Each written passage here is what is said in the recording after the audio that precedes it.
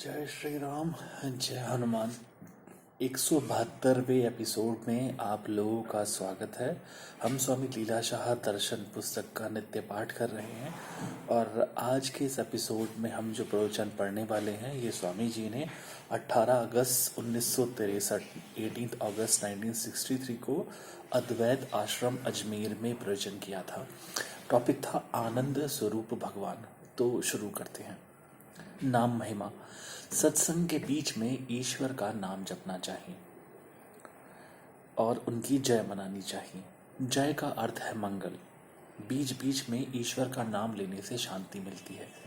नाम से ही कार्य होता है, चाहे वह कैसा भी हो, परंतु नाम से कार्य होता है। जब किसी भी आदमी को नाम से पुकारते हैं तो उसके द्वारा कार्य होता है। यदि ईश्वर का नाम नहीं लेते तो वह जबान नहीं बल्कि मांस का टुकड़ा है। दो प्रकार के ज्ञानी। ज्ञानी तो कई प्रकार के कहे गए हैं, परंतु मुख्य दो प्रकार के ज्ञानी कहे गए हैं, एक दृढ़ ज्ञानी व दूसरे अदृढ़ ज्ञानी।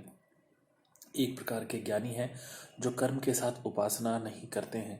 दूसरे प्रकार के ज्ञानी निष्काम कर्म के साथ उपासना में लगे रहते हैं। आप स्वयं से पूछो कि आप किस प्रकार के ज्ञानी हो। अपनी तो पहाड़ जितनी भूल भी देखने में नहीं आती, मगर दूसरे की रति मात्र भूल भी हमें बड़ी देखने में मिलती है। असली सुख विषयों का आनंद आनंद नहीं है, वह असली सुख नहीं है। अलबत् असली सुख की परछाई है। बाहर ना होवे तो पतझड़ भी ना होवे। सूरज नहीं होता तो अंधकार भी नहीं होता। संसार में कुछ भी मुश्किल नहीं है। यदि कोई समझता है कि हमें उत्तीर्ण करना मुश्किल है तो क्या वह प्रोफेसर बन सकेगा?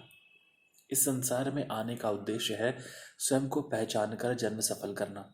सभी आनंद चाहते हैं, सिर्फ इंसान ही नहीं बल्कि सभी जीव।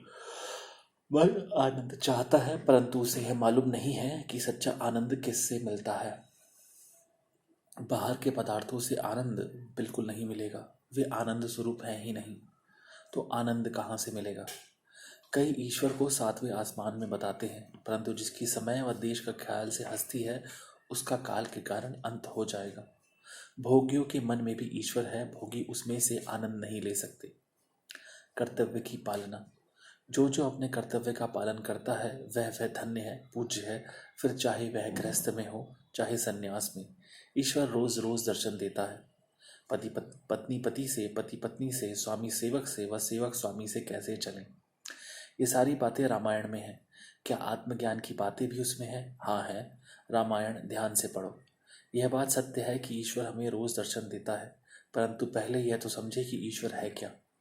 शब्द व स्पर्श से जानी जाने वाली वस्तुएं ईश्वर नहीं है।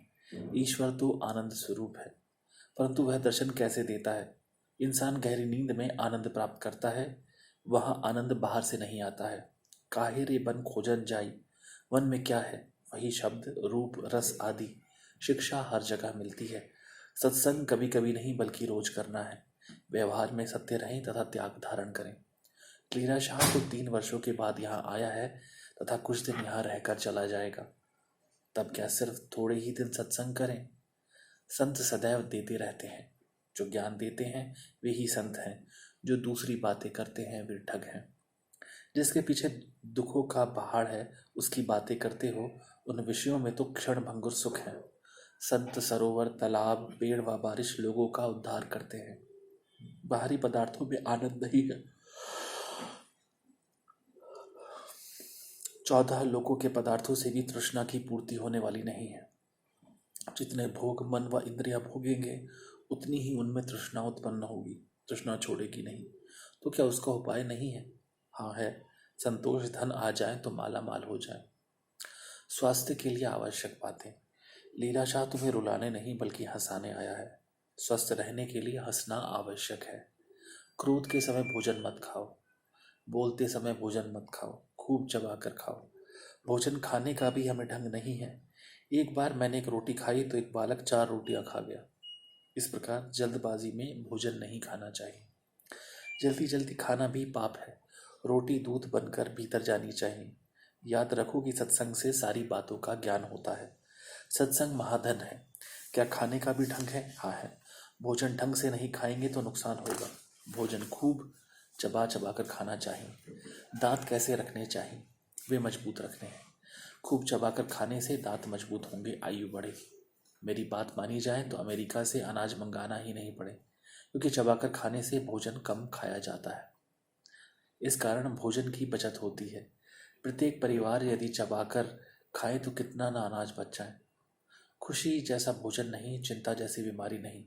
अच्छी प्रकार चबाकर खाने से पाचन शक्ति ठीक रहती है। कब्जी से बीमारियां बढ़ती हैं। हमें बीमार नहीं होना है। जितने दांत हैं कम से कम उतनी बार भोजन को चबाकर खाना चाहिए। चाय मत पियो। चाय पियो तो तुलसी के पत्ते की।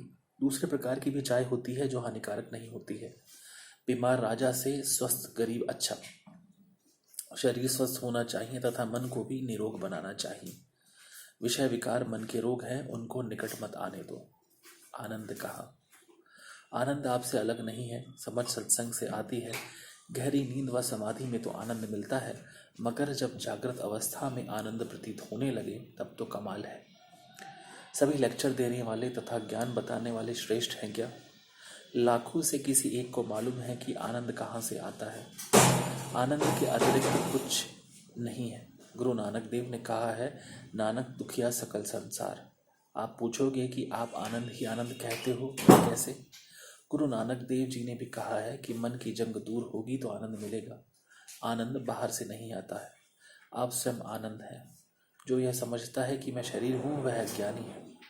अब जो आनंद आपको आ रहा है वह लीलाशाह आपको दे नहीं रहा है, वह आपकी वस्तु है। मन स्थिर होने से ही आप आनंद अनुभव करते हो। परमात्मा आपकी जान है। कोशिश करके मन को बुरे संग से दूर रखें। थोड़ी शक्ति जो आपके मन में है वह भी आपने उसे दी है। आप तो शक्ति के भंडार हैं, अपनी शक्ति को पहचानो। धन्यवाद। जय श्री राम, जय हनुमान।